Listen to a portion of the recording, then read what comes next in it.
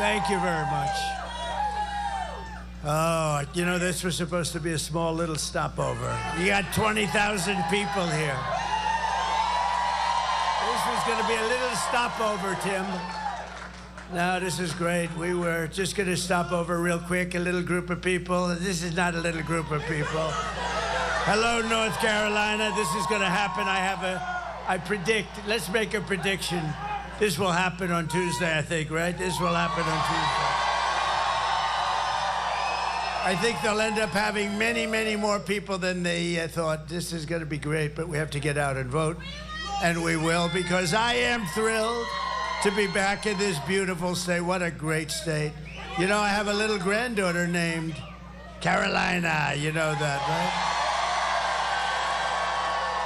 With thousands of proud, hardworking American patriots, which is what you are. You really are. You're amazing people. It's an amazing place. You've been through a lot. Your government has not helped you too much, I can tell you. Your government, FEMA, has let you down because they wanted to spend the money on illegal migrants instead. But we'll be here on January 20th, and you'll see quick service, all right? I'd like to begin by asking a very, very simple question. Are you better off now than you were 4 years ago? I don't think so. I don't think so. I've come today with a message of hope for all Americans. With your vote on Tuesday, I will end inflation. I will stop the invasion of massive numbers of criminals that have come into our country. And I will bring back the American dream. We don't have the American dream. We had it. You know, we also had energy independence 4 years ago. This is all you need to know. Kamala broke it. She broke it. We will fix it. I will fix it. It'll be fixed very fast. And America will be bigger, better, bolder, richer, safer, and stronger than ever before. This election is a choice between whether we will have 4 more years of incompetence and they're grossly incompetent, let's face it. They are the worst. That's no president. But I shouldn't say that. No, inclusion, I shouldn't say that. You ever hear her? We want to be a unified country. We want to be a unified country. She said the other day, we want to be unified. We don't want to say bad things about anybody, including our opponent. He's Hitler. You ever hear it? She talks about unity, and then she calls me Hitler. Or whether we begin the 4 greatest years in the history of our country. And I'm asking you to be excited about the future. You're going to be excited about the future. It's such a great area, this whole area is.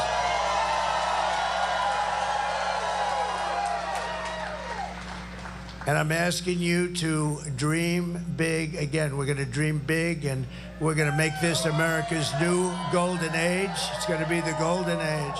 Every problem facing us can be solved, but now the fate of our nation is in your hands. We win this state, we're going to win the whole ball game, you know.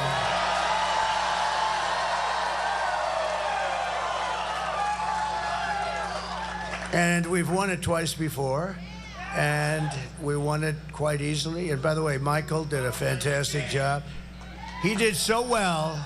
You know, he stopped the steal. He stopped the cheating here. They didn't stop it in some other states. But he did so well, and we did so well here. I said, Michael, how would you like to run the whole damn thing, right? And then I said, what other star do I get? And I said, maybe my biggest star of all, Lara from your backyard. Lara. I got Lara from your backyard. She's great. She's great. Good couple, too, right? That's a good team. Eric and Lara. On Tuesday, you have to stand up and you have to tell Kamala that you've had enough. You can't take it anymore. You're grossly incompetent. Kamala, you're fired. Get out of here. You're fired. Get the hell out. Get out of here. We got to fix our country. I watched her this morning. She gives these press conferences that last like about 2 minutes. It's the weirdest thing. You know, I get all set. I want to watch something, right? ladies and gentlemen, the vice president, oh good. She comes onto the stage like for 2 minutes, and all she does is talk about me. She never talks about what she's going to do. Donald Trump. Did you ever see the clip where they go, Donald Trump? The last time she spoke, she mentioned my name like 28 times or something. She didn't talk about what she was going to do. And economically, she doesn't know anything. In fact, what she's proposing, well, wait a minute. You just saw, you were going to go over it in a second, the worst numbers I've ever seen. How good was that?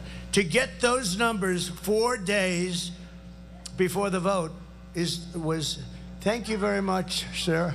Thank you. Thank you. Thank you, sir. Now, you would have liked that in one of your races, wouldn't you? But no, to get those numbers, we had the worst numbers, I think, maybe like sort of ever.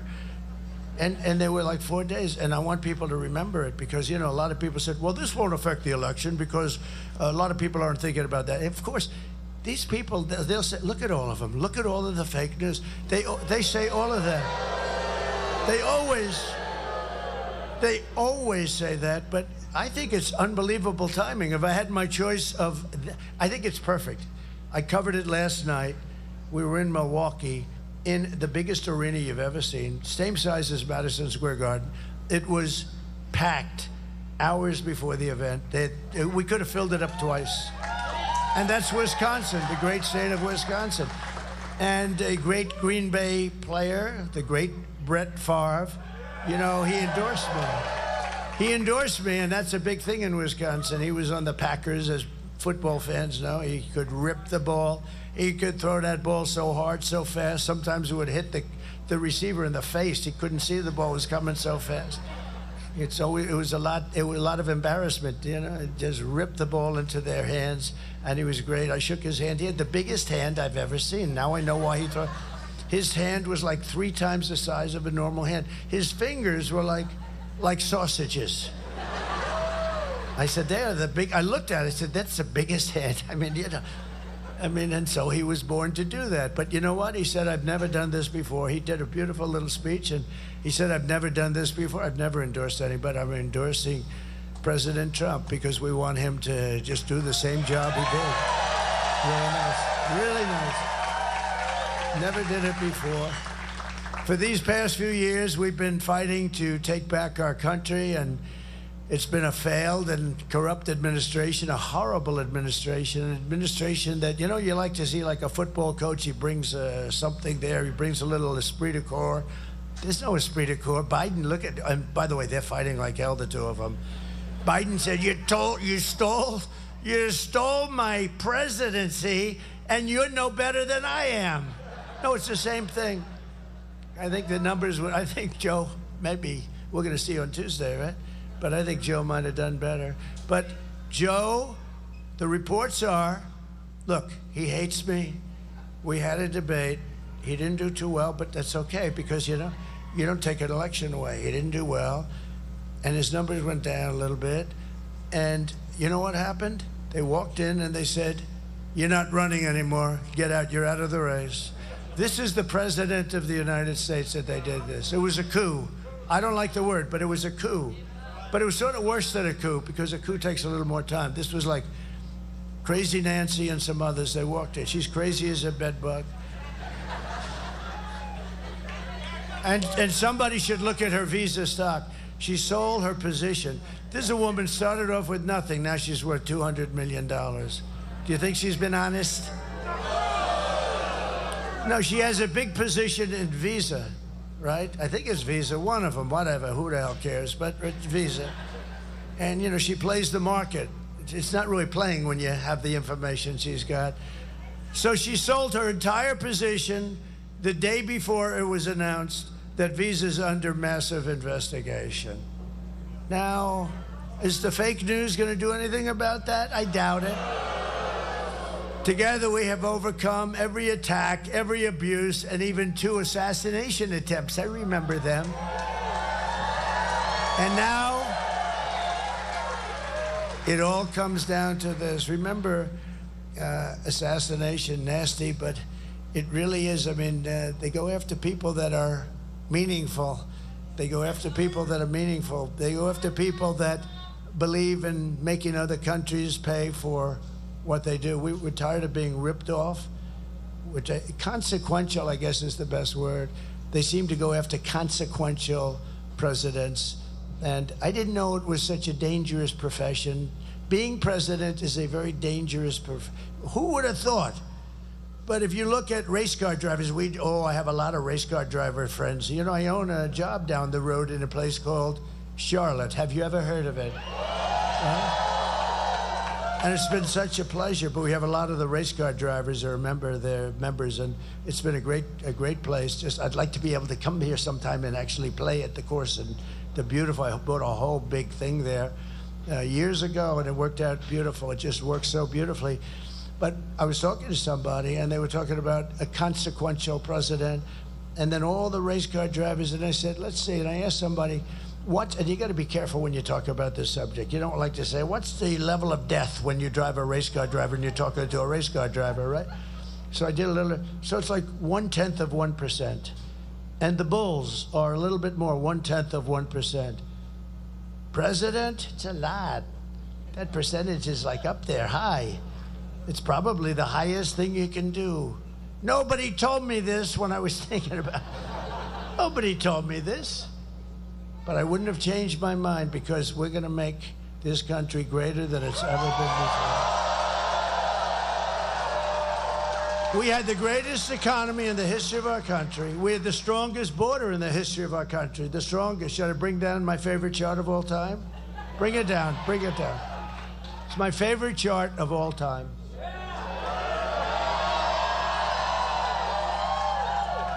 That chart I love. See, right now I'm looking over there. Well, if I was looking over there, I'm gone. If I was looking there, I'm gone. If I'm looking there, there was only one place I could be looking, and that's exactly right there. That's the only place. If I was looking there, no good. And I was looking there, no good. Had to be here, because the lunatic was right there. And I looked over here at the chart, which was right here. I looked over, ping. Can you imagine? I love that chart, Tim. I love that chart. I love it. Even if the numbers were bad, if those numbers were terrible, if I was like in one of the lines to the right, look, it's like an Elon Musk rocket ship. That's what happened. So that was my last day in office. That was the lowest illegal immigration we've ever had. I had it fixed. It was beautiful. And that included trafficking of women. They traffic, mostly it's women, by the way. I hate to tell you that, but it's women. 325,000 children are missing. Can you believe, during their administration? Nobody talks about it. They should be talking about it. That is a human tragedy. 325. Think of what that is. That's take your biggest stadium and multiply it many times and load it up with children. That's what we're talking about.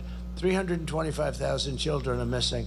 But look at that. That's the lowest it's been. All those people that you read about that got killed most likely wouldn't have happened.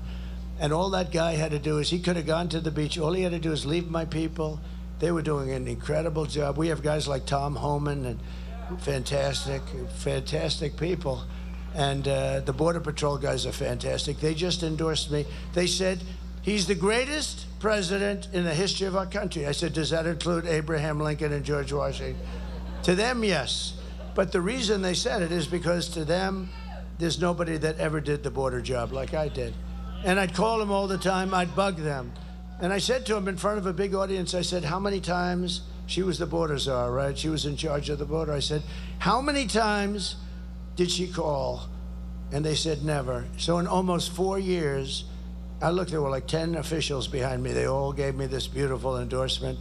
And they've always endorsed me. They've endorsed me every year.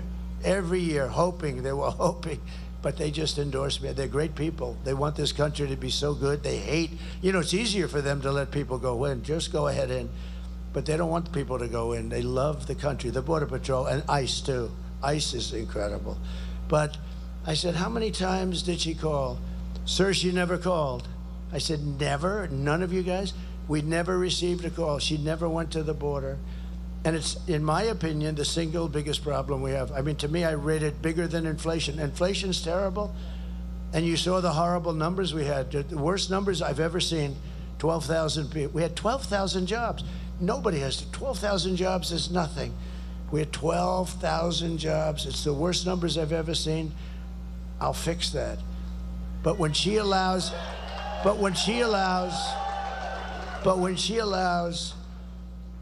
13,099 murderers. These are people that are incarcerated for murder, many of them more than one murder. They're now roaming our country. We have no idea who the hell they are. You know who knows? Our local police, our local law enforcement, and they're going to work with us because we're going to get them the hell out. They know everything about it. So we're just 3 days away from the greatest political victory in world history. But it only happens if you get out and vote, okay? You got to get out and vote. You got to do that. You know, I haven't felt this much heat on me in a long time. That sun is brutal. They'll say, what happened to you? You got really red. The next one, I'm doing another one. Can you believe I do 3 or 4 of these a day? Can you believe it? But this one I like. This one I like. You know what she does? She does like one and then takes a day off. I say, wait a minute. So we've gone now, I think it's 62, 63 days, something like that, in a row. I can't believe I've kept my voice. The big thing is you don't want to lose the voice. Because if you lose the voice, it's no good. It tends to not do well. It tends not to play well for those people in the back. But you know what? 62, 63. And you know who knows that? I call them the women of North Carolina. Those women. There they are. There they are. But where are the women that I know of North Carolina? I can't believe, where are they? Huh? Oh, they're coming later. Oh, I've never seen that before. Whoa. They are the most incredible. They've been to 259 rallies. Huh?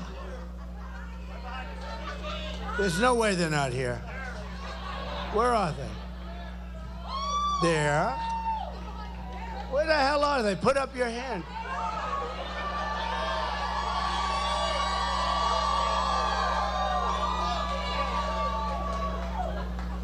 You're dressed so differently today. They've underdressed today a little bit. No, but I think it's like 259 or something. They've been incredible.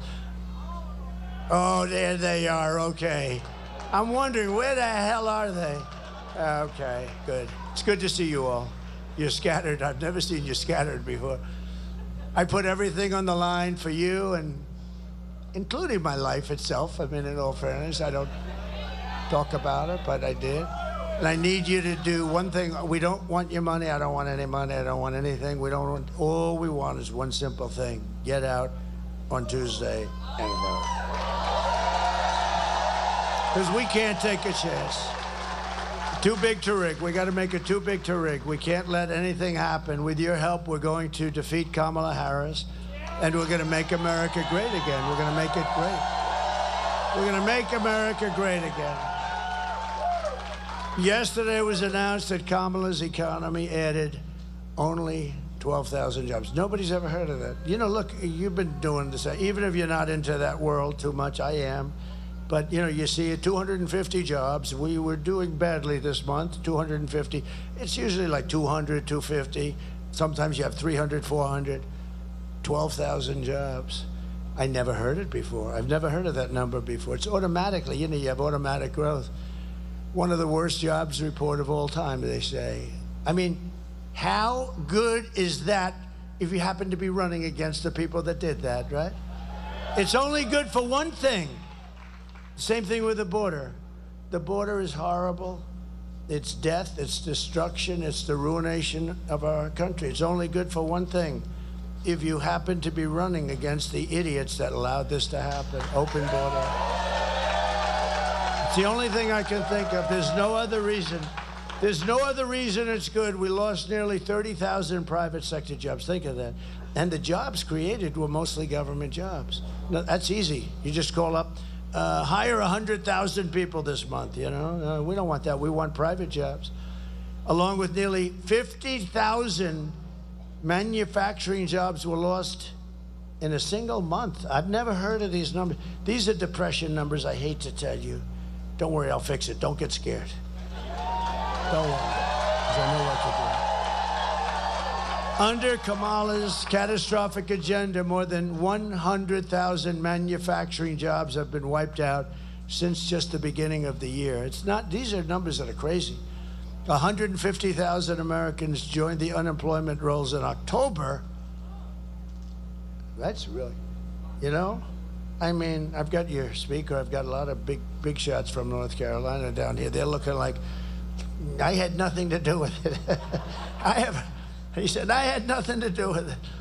In October, but nearly 250,000 people dropped out of the labor force. That's 250,000. They dropped out. They gave up. They basically gave up looking for a job. We cannot take 4 more years of this calamity. You may not be able to take a couple of months more of this. This is in fact, now that I see these numbers, I think I'm not going to do this. Goodbye, everybody. I'm going to go to the beach. I didn't know I didn't know. Joe Biden is Herbert Hoover. Turned out, I always said I'd hate like hell to be Herbert Hoover. I would. That was 1929, the Great Depression. These are depression-type numbers. 100% of all net job gains in the past year. This is another beauty. Have gone where? Do you know where? To migrants. 100% of the job openings have gone to migrants, taking jobs from more than anybody else, and you haven't seen the numbers. And I think your speakers should ask Washington for those numbers because they're really bad. You know where they came from? African-American jobs. They've taken the African-American jobs. Migrants coming in illegally have taken African-American jobs. People that have done a great job. They've worked there for 20, 25 years in different places.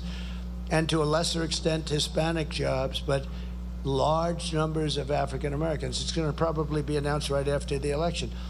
They should be forced to announce it before the election because I'll tell you, they won't get one African-American vote. They're letting these people come in by the millions, and they're taking jobs of African Americans. And you're going to see it right after the election. They'll announce it. And they did another thing. They had 818,000 jobs that were fake. They were fake jobs. They were made-up jobs. They were fraud. If I did it, they'd throw you into the penitentiary for 20 years. Crooked Joe Biden. They don't call him Crooked Joe for a reason. I mean, it's a reason they call him that. He's a crooked guy. And she knew everything about it. They created 800, and you knew this? It came out like a week ago. They created 818,000 fake jobs. And on top of it, it was just announced that they had to readjust last month and create another 112,000 fake jobs. So they thought that they'd do the readjustment. Now, there's never been usually it's an adjustment of like 2,000 jobs or something. So this is almost 1 million jobs that these people defrauded you on because they wanted to go into the election with at least a decent picture. Wasn't great, but at least a decent picture. And we had a whistleblower that blew the whistle and told them that these were fake jobs. And so they've corrected that. And now we just had another whistleblower talking about 112,000 jobs off last month. In other words, last month where the numbers were terrible but okay, not like this, they took 112,000 jobs. So that's almost 1 million jobs between the two of them. And even the $12,000, you're going to see that that's probably a fake number too. We probably went into negative numbers, which hasn't happened in generations. So I stand before you today as the only candidate who can rescue our economy. This is a really bad thing that's happened. From obliteration and restore it to strength, prosperity, and greatness. And you know what I'm going to do? The first thing, unlike her, they say, what are you going to do about the economy? Well, I grew up in a grass piece of land. I had a backyard that had grass on it. Remember the debate? She said, I grew up with grass on my front yard. and some grass on my back. And I'm saying, what the hell is going on?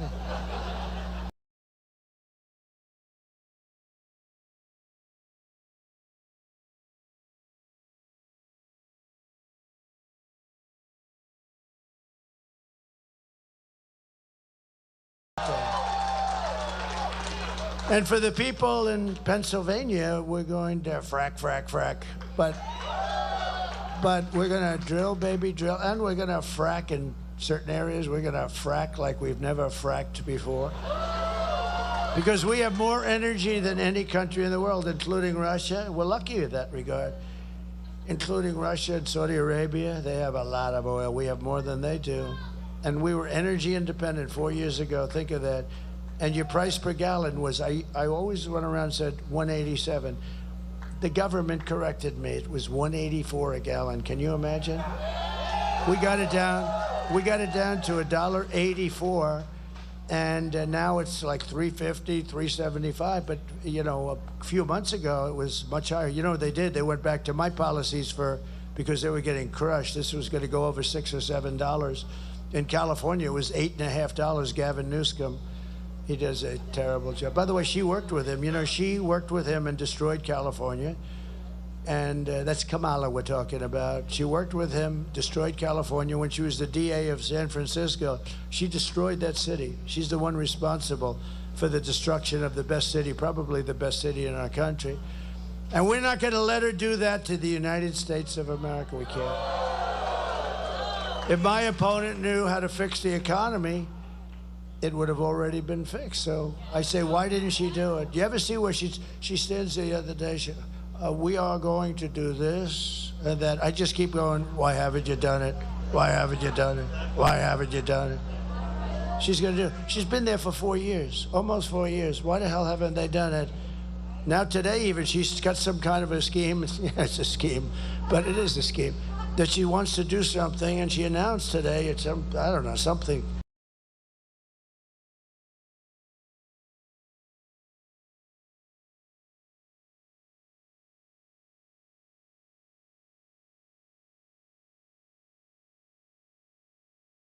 Do it today. You don't wait. She's going to wait. I've got a plan that I'm going to do this or that. Oh, good. Well, do it now. Do it right now, you know, if it's any good. No, she's a total fake. If Kamala, and she's incompetent, which is perhaps worse. If Kamala wins, you are 3 days away from the start of a 1929-style economic depression. I believe that. You know, we have a lot of great analysts. Scott Bessent is one. He's one of the smartest guys on Wall Street. A real, you know, I call him 182, 184, double her IQ, like double, maybe triple. But they say the only reason the stock market is doing good is because they all think Trump is going to be elected. So I believe that's true. I believe it's. No, but you have a lot of them. You have this Scott is one of the hottest guys. I hardly know him. I don't know him. But he writes all the time. He thinks that they think that Trump is going to win, and every time we have a good day, you can check out the market, but it seems like the market does very nicely. If I win, you are 3 days away from the best jobs, the biggest paychecks, the brightest economic future that the world has ever seen. Kamala's inflation nightmare. I mean, our economy is bad because of the inflation. No matter how well it does, the inflation just ripped it to pieces. We had no inflation. I had no inflation, virtually nothing. And now they have much higher than what you see, because when you see it, they don't put some of the higher numbers in. It's like the crime reports. The FBI forgot to put a few cities in there, like the worst cities in the country. So the crime report looked like it was pretty even.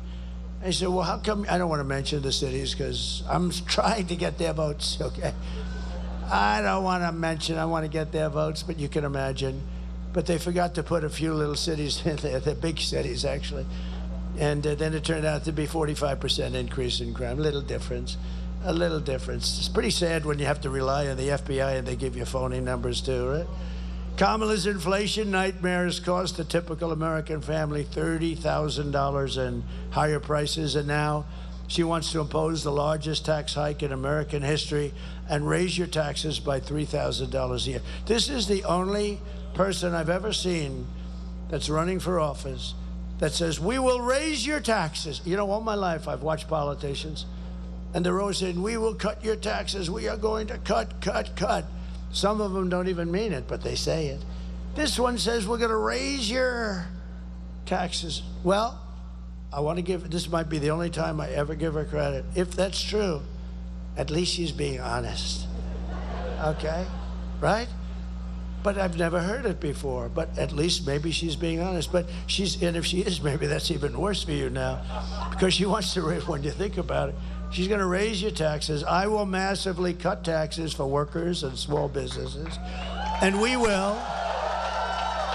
And we will have something that I think is just great. You know, she came out with it right as soon as I said it. A couple of weeks later, she came out when she's making a speech.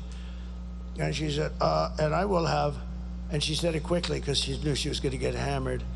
I will have no tax on tips, no tax on tips. She got hammered. But we will have copycat. He said copycat. We will have no tax on tips, no tax on overtime, and no tax on Social Security benefits for our seniors. All right? Which of them is the best? Okay, ready? We'll just do this quick. This is a free poll. Because, you know, I pay these guys a lot of money, these pollsters, and I don't even think they send people into the fields person. Let's see, it's 51-49. Now send me a check for $300,000, right? I don't think they even send people into the field. You know what that means. You know, they're supposed to have hundreds of people that go into the field. They make a lot more money when they don't even bother. They say, Trump is leading, 51-49. By the way, I think we are leading. You know, we're leading in every poll. But you're going to prove on Tuesday that we're leading by a hell of a lot more than just saying. We have to do it. We have to do it. Okay, ready? No tax on tips, right?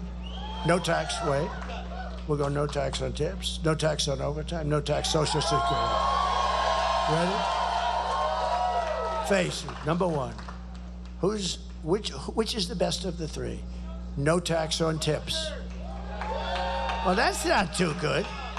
Do any of you work in restaurants? Or who works in a restaurant? Not too many. You get a lot of money in this place. All right, because when I do that in Nevada, when I do that in Las Vegas, I say no tax on tips. I have to stop the speech, leave the podium for 20 minutes. It blew everything away. Okay, again, no tax on tips. No tax on overtime. That's right. All those houses you build, yeah, that's good. That's no tax on Social Security benefits.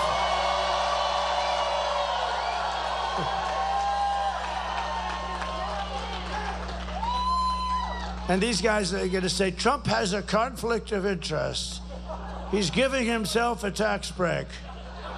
No, can you believe? Because I'm a senior, I don't feel like a senior. Wait a minute. Do the seniors here feel like seniors? I feel better. I actually feel better than I did 30, 40 years ago, I think. I actually think I'm sharper. Now, there'll be a time when that won't be, but I feel I'm sharp. You have to be sharp when you can escape these monsters back there. These horrible, horrible, dishonest people. You know, the fake news, I came up with the name. I came up with the name fake news. Unfortunately, there's a mistake with the fake news. The term is not strong enough. I need a stronger. It's fake is the least of it. They are totally corrupt. To lift up American families, I will protect and expand the child tax credit we created. We created it. And I will support a tax credit for family caregivers who take care of their parent or loved one. These are great people. I'll tell you what, these people, if you didn't have caregivers, these family caregivers, we call them angel moms and angel wives, where a husband comes back from the war or something and lots of problems. And if you didn't have them, you know, our hospital system wouldn't be able to survive, literally. It would be, you'd have to make it 3 times bigger. These people have contributed so much, and they, you know, they haven't been recognized. We're going to recognize. We're going to give tax credits to people that take care of people. No, you'd have the people in the hospitals instead of at home in a bedroom with their family, with their mother or their wife or whatever, and or their husband. And they're unbelievable people. And a lot of them are, you know, a lot of them leave. A lot of them say, I can't take it. They say, I didn't sign up for this. I'm sorry, I didn't sign up for this. They say that, and they leave. And people understand that too. But these people, they're angels. They're incredible angels. Our hospital system would not be able to handle it. So I think they deserve it, don't you? They don't even ask for it. You know, I don't have any big lobby or anything asking me for it. I have lobbies asking me for everything, but I have no lobby asking me for that. Just something I feel. I've always felt it. I've seen so many of them, met so many of them, and they want to just take care of their son or their husband or their daughter. I mean, they just want to take care of these people. And you could never get that kind of a care in a hospital. As good as a hospital is, as good as the hospitals are, you could never get that kind of care. So it's a beautiful thing, and we're going to do it. We're going to do it immediately. We're going to get it done immediately to rapidly reduce inflation. Thank you, Angel Moms. I will end Kamala's war on American energy, and we will drill, baby, drill. We're going to drill so. And I'm going to tell you that the best thing we can do, look, we're lucky. We have oil and gas, and we have it in abundance. I got ANWR approved in Alaska, which is the biggest, perhaps the biggest in the world. It might be as big as Saudi Arabia. It's massive. Reagan tried to do it. He couldn't get it done. Everybody tried. Everybody, well, the Democrats not so much, but everybody tried, and every Republican tried, I can tell you that. And they tried like hell, and I got it done. I got it done. And we were ready to drill and go, and this guy gets in within the first short period of time. They terminated it. This would have made so much money for our country, would have been so great for Alaska. I love Alaska. My grandfather spent a lot of time in Alaska. He was looking for gold, and then he realized, well, it's hard to find gold, and he'd see what happened to those people. That was our rough life. That was real cold stuff. So he built these little buildings, and they became little hotels for the guys looking for the gold. See, we always had a little entrepreneurial spirit, and he spent a lot of time in Alaska doing that. He was looking for gold, and he said, I could do better with building little hotels along the trail, right? And they actually have one. I think it's like a big landmark deal now. It's really great. It's tiny. It's like a few rooms, but that's the way it was. It was beautiful, but spent a lot of time. This would have been so great for Alaska. It would have been incredible for Alaska and unbelievable for our country. We would have taken care of Asia out of ANWR. And the first thing he did is terminated it. And he also terminated the Keystone pipeline. But he let Russia build Nord Stream 2, which is the biggest pipeline in the world. He let them build Nord Stream 2. Think of that. And I terminated that. I said, no, you're not building it, Russia. You're not building it. I'm sorry, Vladimir. He would ask me, don't do that. I said, I got to do it, Vladimir.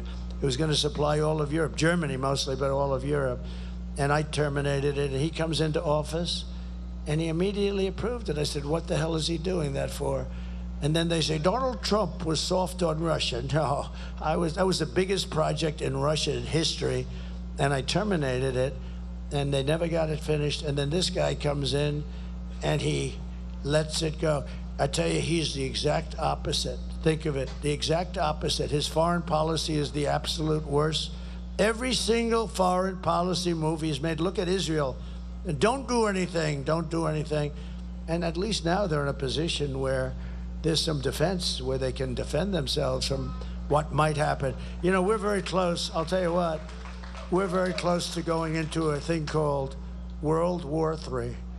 And we have people that do not have the mentality to even think about keeping us out. They have no idea. Again, should have never happened, Russia going into Ukraine. Afghanistan would have never happened, never. Getting out was right. I was going to get out, but with dignity and strength, and keep Bagram, which is the big air base. They gave up Bagram. It was 1 hour away from where China makes its missiles, nuclear missiles, 1 hour. That's why I would have kept it, not for Afghanistan. 1 hour away, think of it. And he left Bagram, and you know who occupies it now? China occupies it. China, he gave this multi-billion dollars, and this is from many years ago it was built, got the biggest runways in the world, can handle anything. The biggest runways, most powerful, deep, thick concrete runways. To build them today would cost billions, tens of billions of dollars. He gave it up like you give up nothing. I've never seen.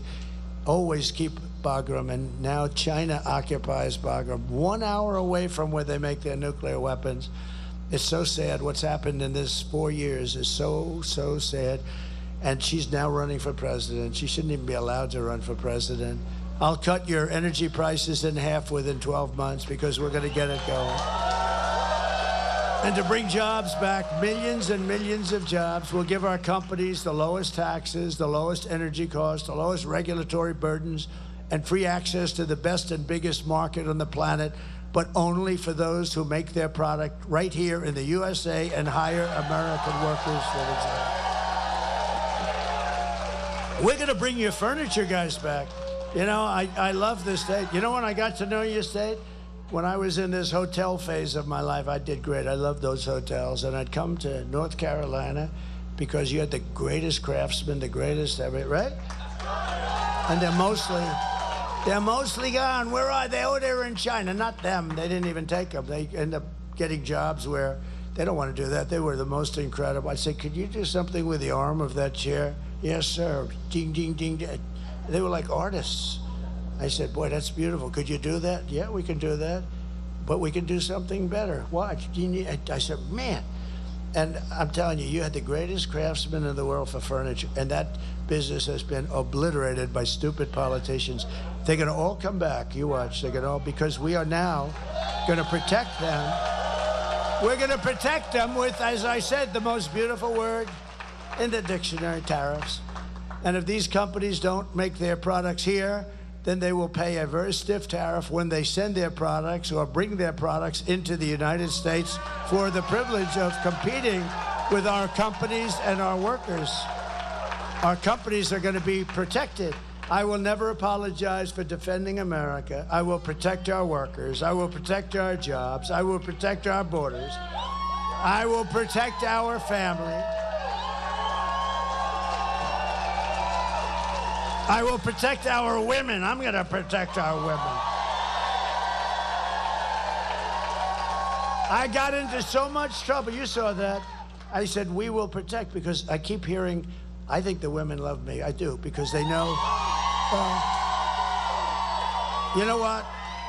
If they don't have me, they got millions of people pouring through and coming up to the suburbs. They say the suburban women. Well, the suburbs are under attack right now. When you're home in your house alone and you have this monster that got out of prison, he's got, 6 charges of murdering 6 different people, I think you'd rather have Trump, but here's what I did. And I had a group, very controversial. What I do is very controversial.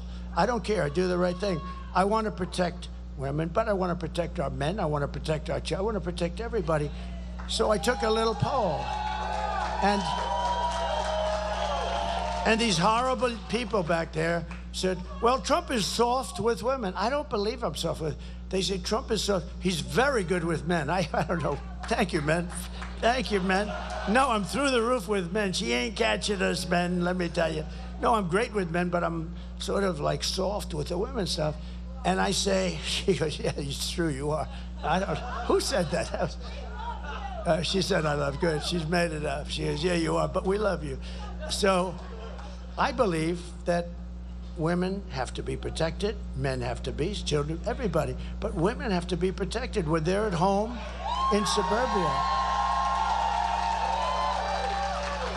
So when I did it, I said it, I came off stage and my genius is back. Sir, that may be a little bit of a rough statement. What? That you're going to protect women? Tell me why it's a rough statement. They said, well, it's a little self-serving. I mean, they'll say, who do you think you are? I said, yeah, I'm president. I want to protect the women of our country. So I came back out. I said, could I do a poll, please? I love these polls because they're free, I don't have these polls. It's $250,000 to interview 12 people, right? So what happens, I came out, and I said, is there a crowd like this? This is a big crowd. I said, is there any woman that would be offended by the fact that I said, I am going to protect you as your president? No hands. So I had like 20,000 people. I didn't have one hand.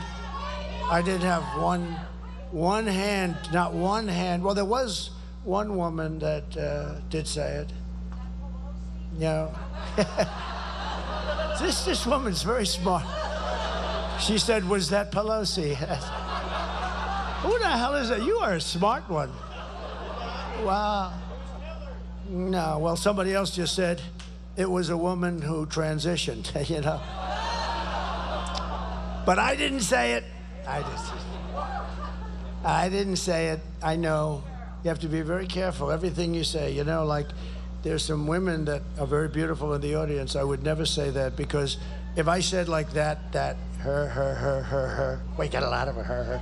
If I said they were beautiful, that's the end of my political career. You're not allowed to say a woman is beautiful. You're not allowed to say, hello, you're a beautiful woman. You're a beautiful, very beautiful woman. If you do that, that's the end of your political career. But I've never had, you know, I mean, women sort of like it, but you can't do it because we have to remain a politician for 4 more years to straighten out this mess that these stupid people have given us. No, they want you to be very politically correct. And, well, they picked her because they wanted to be politically correct. She was the least qualified person. You had 12 other people, and she was number 13. In every poll, if he got out, but it should have been his decision. You know, he goes through and he gets these 14 million votes. It should have been his position. I don't know how you can just take it away. They really, think of it. This is a famous moment in our country's history. They went in and they said, you're out, to the President of the United States. They said, we're taking your presidency away. He said, no, you're not. He said, yes, we are. And by the next day, he said, yes, you are. They said something. But they went in and they took his presidency away from him like taking candy from a baby. It's really wrong when you think about it. I mean, what's the purpose of the primaries? And it was very shortly after he got the nomination. You know, you're not talking about a long period of time. And they should have done it. Or if they were going to do that, they should have held another primary and let 20 people run. And if she could run too. But they just had it because they wanted to be politically correct, right? And it's a very bad thing for our country, although I happen to probably think of all of the people, she would be my first choice to run against. So I shouldn't be complaining. But I do complain because, you know, as they say, they're a threat to democracy. You know, they say that about me. They always say, Donald Trump is a threat to democracy. He has promised to go after his political opponent and put them in jail. He's terrible. He's promised to put them in jail. That's what they're doing to me. Okay? That's what they're doing to me. Right? Did you hear these people? This stupid woman, she's saying, he has said that he's going to put people in jail and he's going to go after this one and that one. I won't mention their names.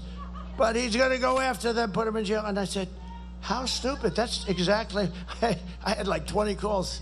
She's talking about this. That's what they're trying to do to you. They're trying. But we're going to be very successful. You know, we won the big case in Florida, right? We won a lot of them. They're scammers.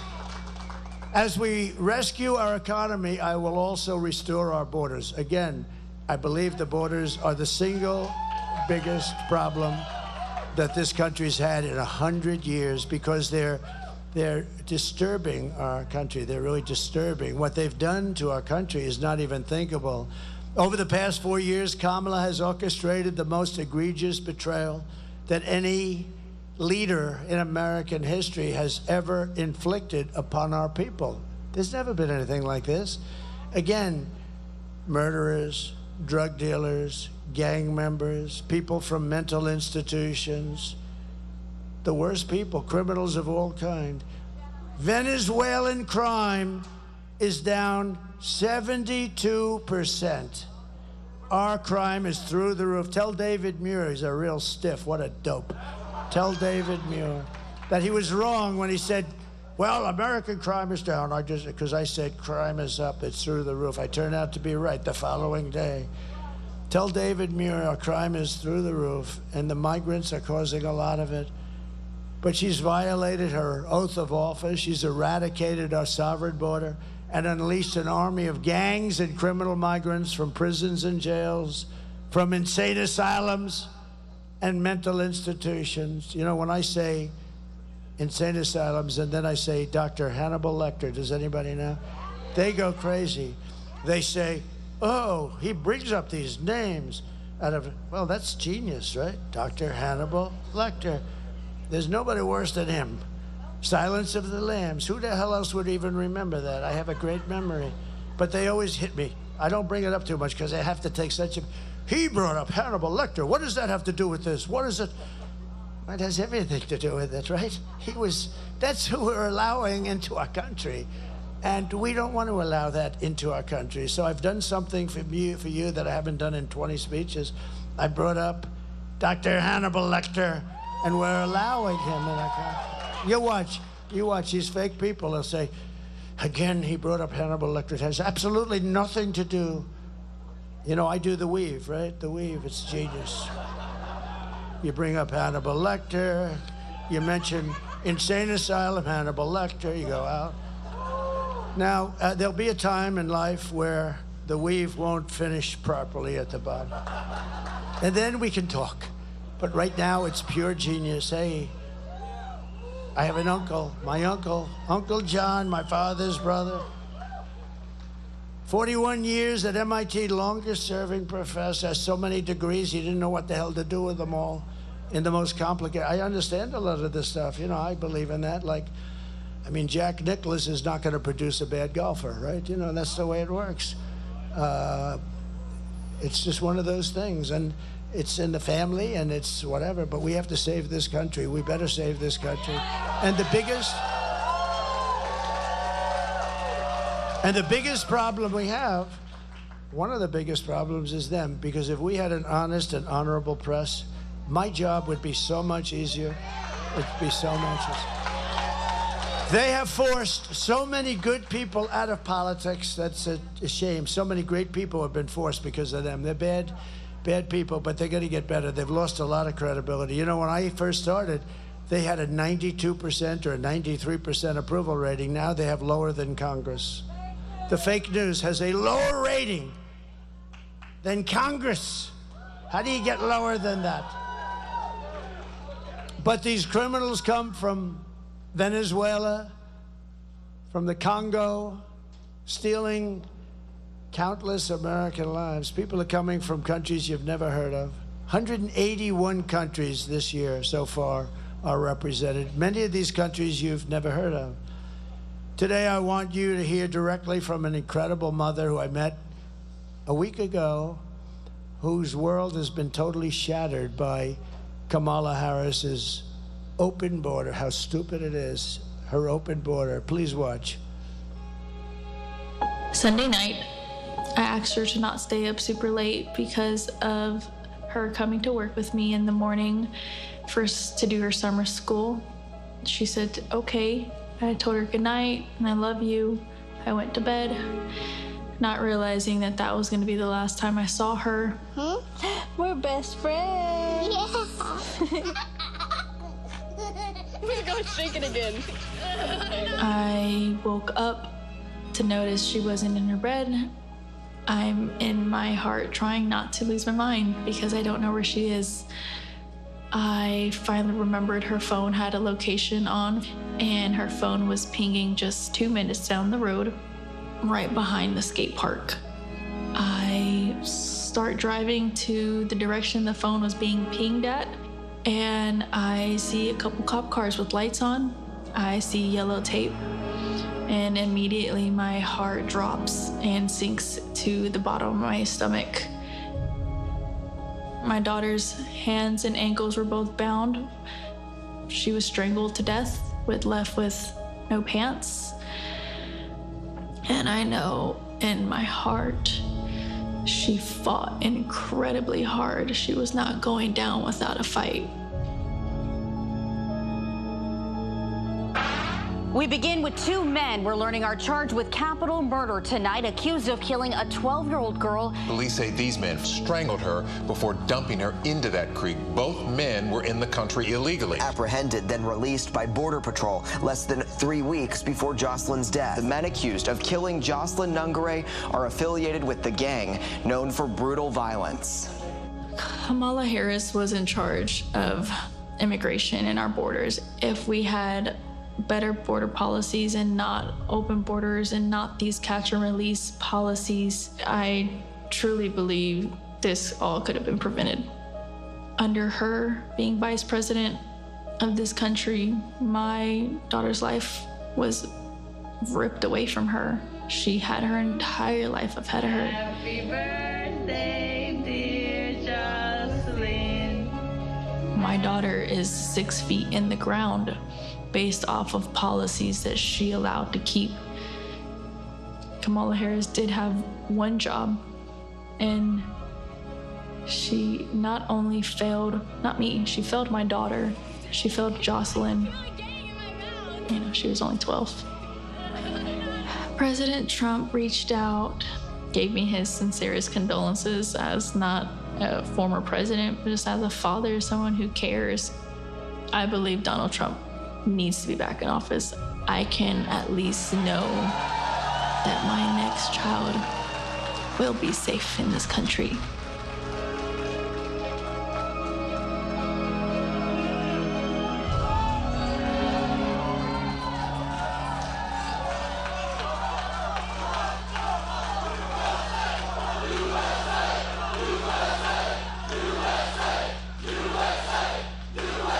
Thank you very much.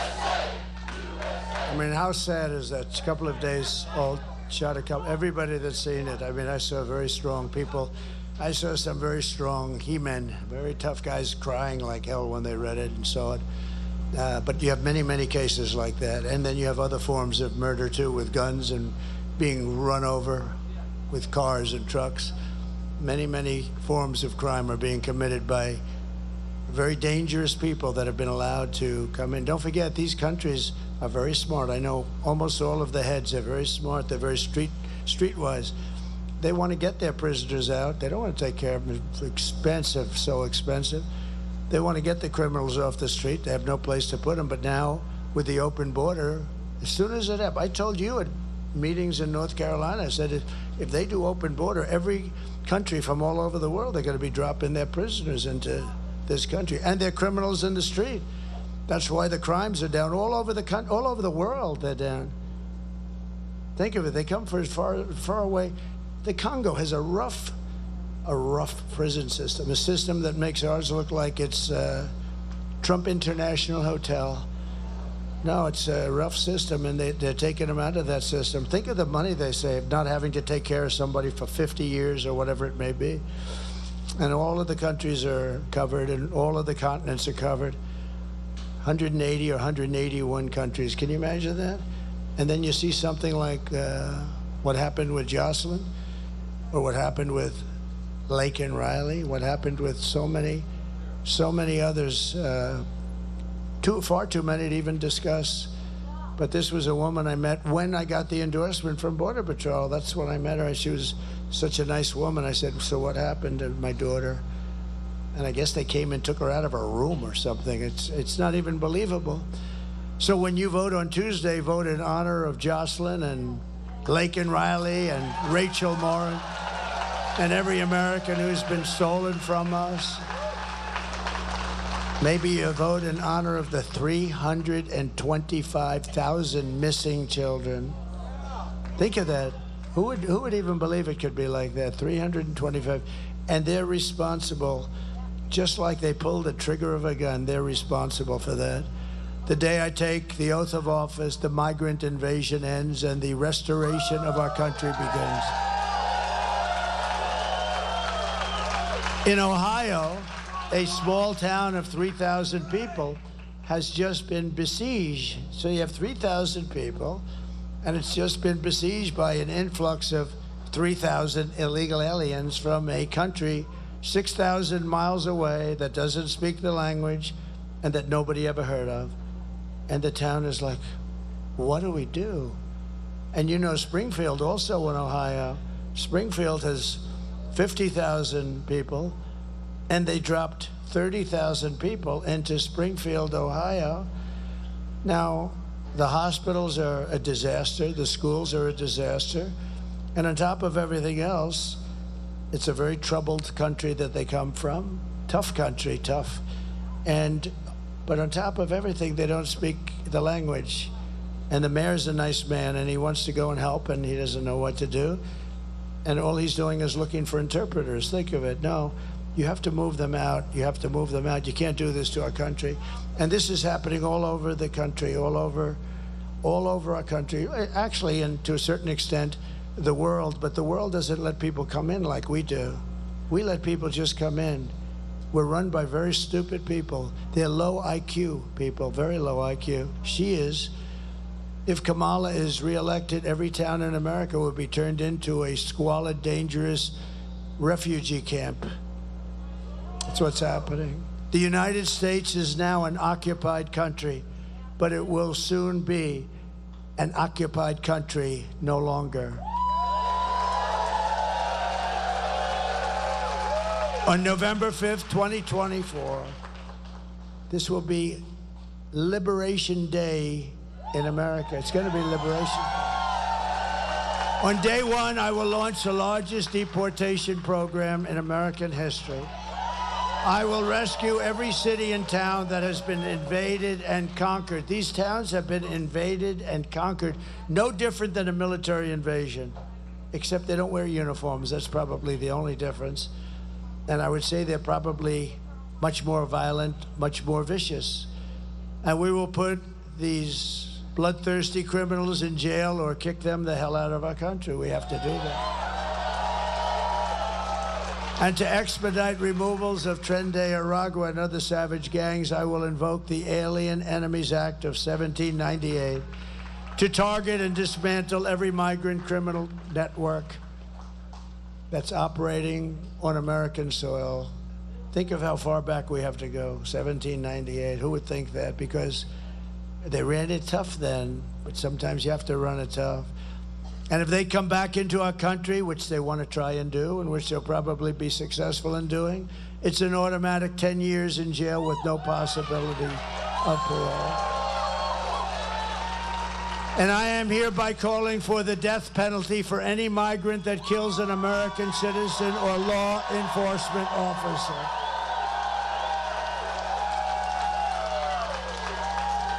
Have no choice. And I will immediately ban all sanctuary cities in the United States of America. Sanctuary for criminals. Despite all of the damage that Kamala has caused, she spent the final week of her campaign comparing her political opponents to the evil, the most evil people, mass murderers, all of us. Then Joe Biden called, and he said that we're garbage. We're all garbage, remember? Remember Hillary deplorable, right? I actually said they're deplorable and irredeemable. And I said, oh, she made a terrible mistake. That word irredeemable to me was worse. Actually, it was worse than deplorable, but that one didn't get picked up, Tim. That one didn't get picked up. It was deplorable. It was deplorable that got picked up. And how did that work out for Hillary? Not too good. But garbage is a hell of a lot worse, I think, than deplorable, right? Garbage. We're garbage. My response to Joe and Kamala is very simple. You can't lead America if you don't love Americans. Very easy. And you can't be president if you hate the American people. And they have to be hating us. Everything Kamala says is a lie. Her entire campaign is one hoax and slander after another. But the only way to stop the lies is to swamp them with your votes. You got to do that on Tuesday. Kamala has no vision, no ideas, and no solution. All she ever talks about is Donald Trump. Good evening, everyone. Tonight, I will speak about Donald Trump. Donald Trump, Donald Trump, Donald Trump, Donald Trump, Donald Trump, Donald Trump, Donald Trump, Donald Trump, Donald Trump, Donald Trump, Donald Trump, Donald Trump, Donald Trump, Donald Trump, Donald Trump, Donald Trump, Trump.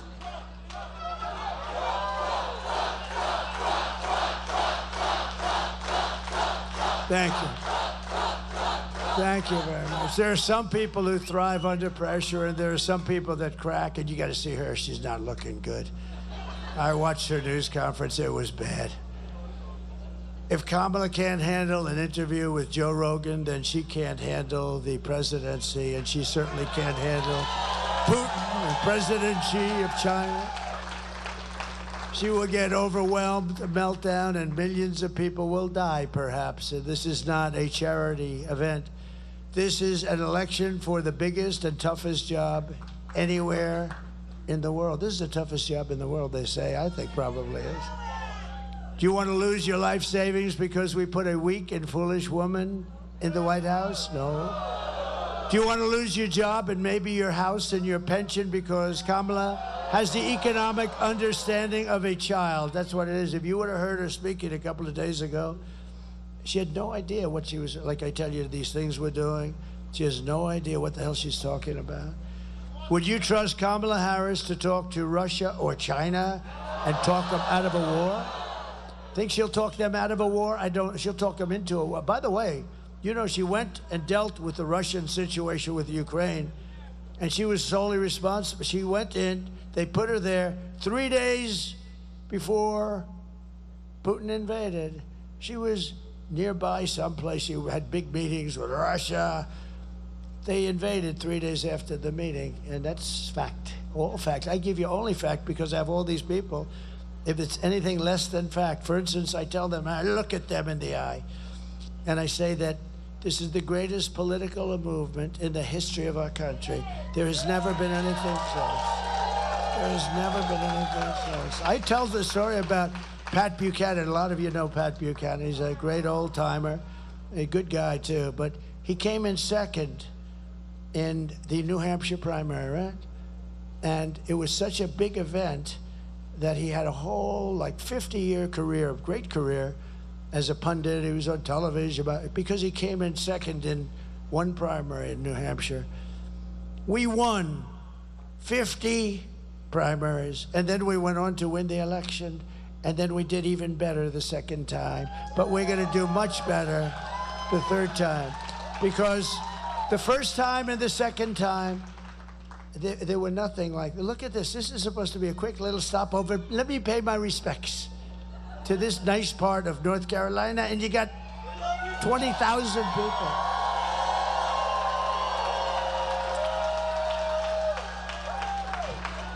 No, this is the greatest political movement, and let me give you a little information.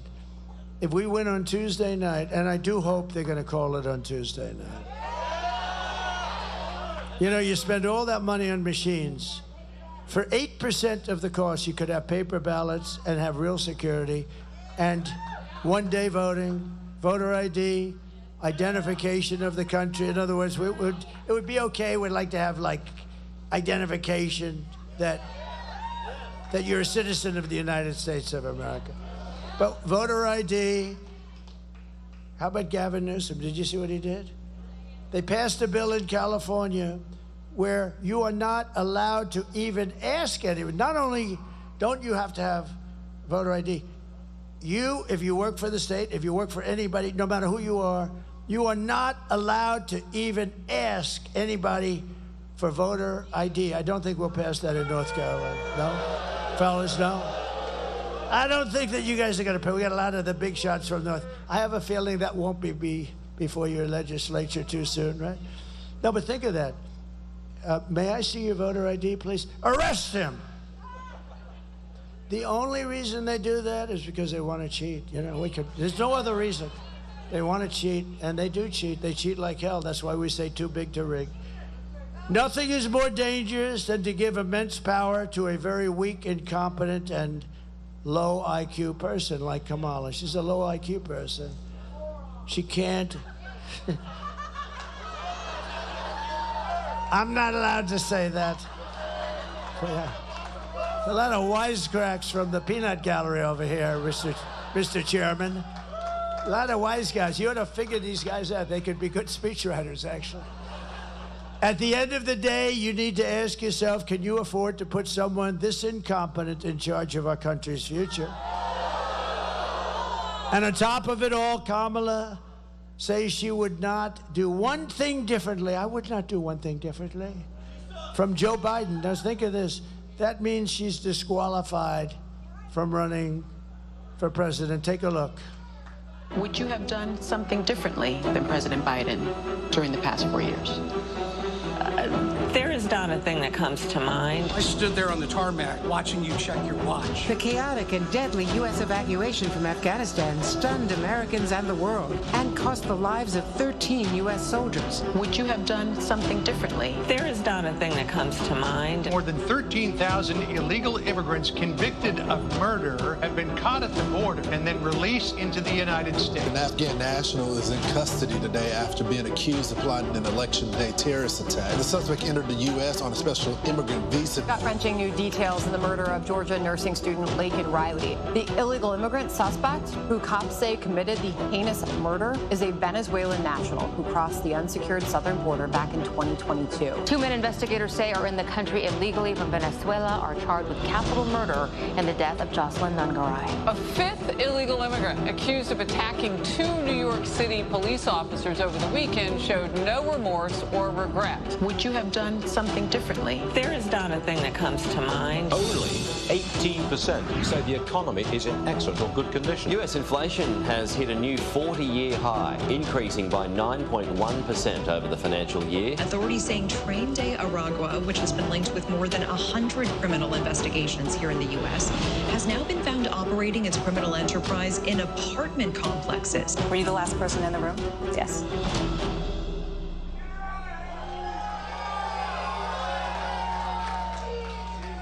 So if you want to end this disaster, you have to get out and vote. So important. Get everybody, get friends, get your friends, drag them in. You have some people there. They're couch potatoes, get them off the couch.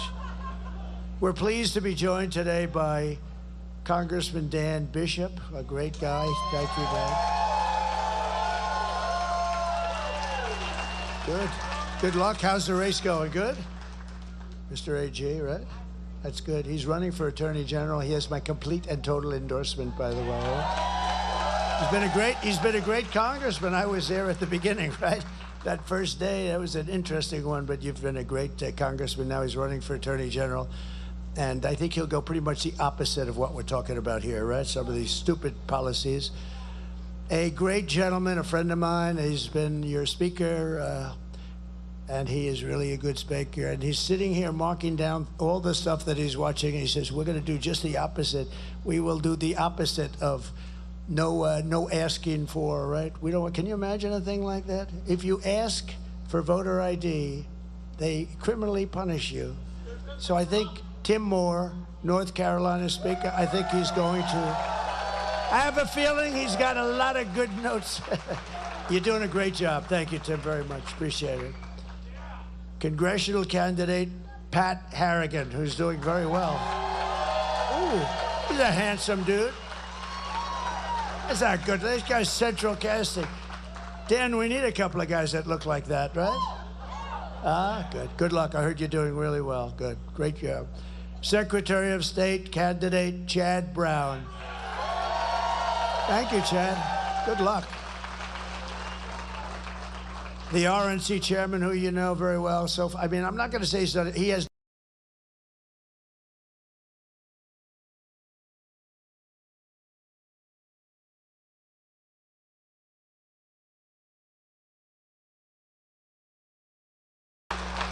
Great guy, too.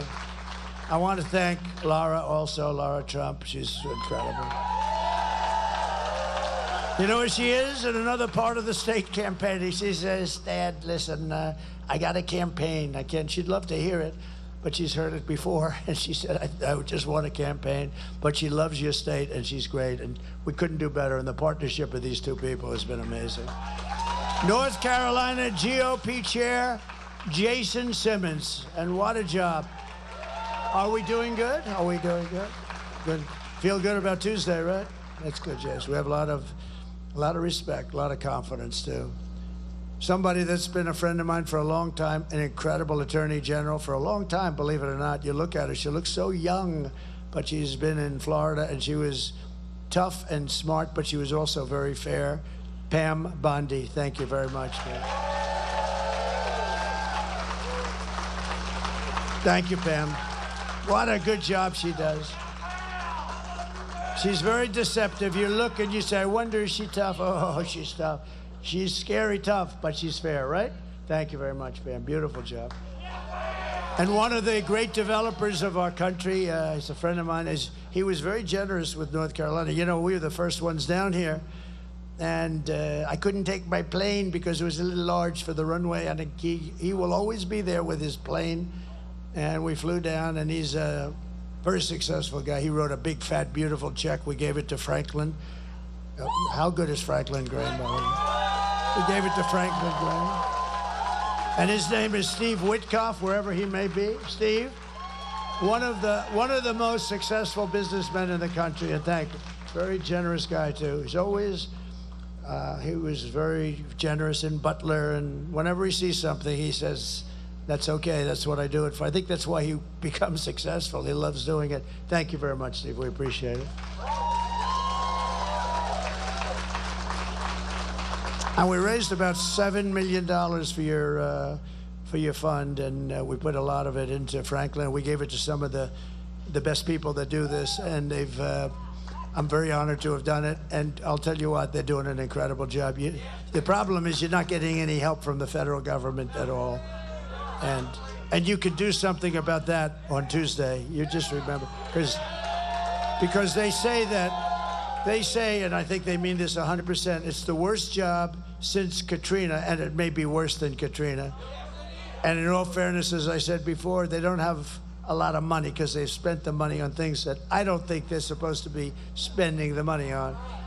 So I just want to let you know, but you have some incredible people working on it, and been amazing. And when I was there, I couldn't believe it, what I saw. Houses just ripped out of the foundations. The foundations were ripped out. I'd never saw anything like it. It looked like a tornado, but much wider. You know, tornado goes like a knife, right? I've seen it where it goes right through the forest. I went to so many different tragedies. If you're in the way of those suckers, it's over.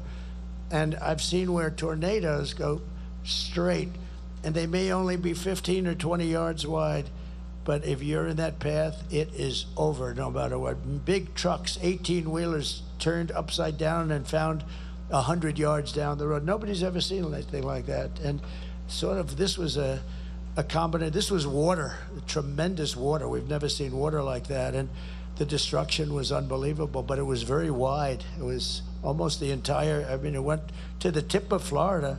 That didn't get hit the same way, but you people got hit the hardest probably, and we're going to really help you a lot. In just a couple of months, we're going to really help you out a lot, okay?